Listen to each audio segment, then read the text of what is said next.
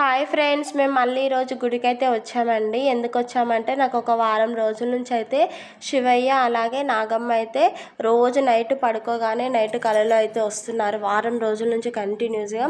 ఇక మా హస్బెండ్కి అయితే చెప్పిన, బావ గిట్ల కలలో వస్తున్నారు బావ అంటే, సరే మరి గుడి ఇక్కడనే ఉంది కదా, దా మొక్కేసి వద్దాం రా అని చెప్పేసి తీసుకెళ్ళిండు.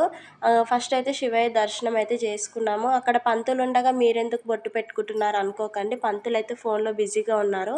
మేము బొట్టు పెట్టుకోగానే పంతులు అయితే వచ్చి తీర్థం అయితే ఇచ్చారు. తర్వాత శివయ్య దర్శనం అయితే చేసుకున్నాము. ఇక్కడ మా హస్బెండ్ అయితే నవగ్రహాలకు ప్రదక్షిణాలు అయితే చేస్తున్నాడండి. గుడి అయితే చాలా బాగుంటుంది.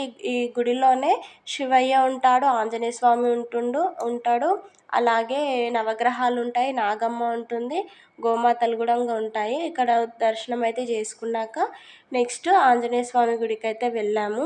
ఇక్కడ కూడా దర్శనం అయితే చేసుకున్నామండి. ఇక్కడ సీరియల్ షూటింగ్స్ అయితే చాలా అంటే చాలా జరుగుతాయి.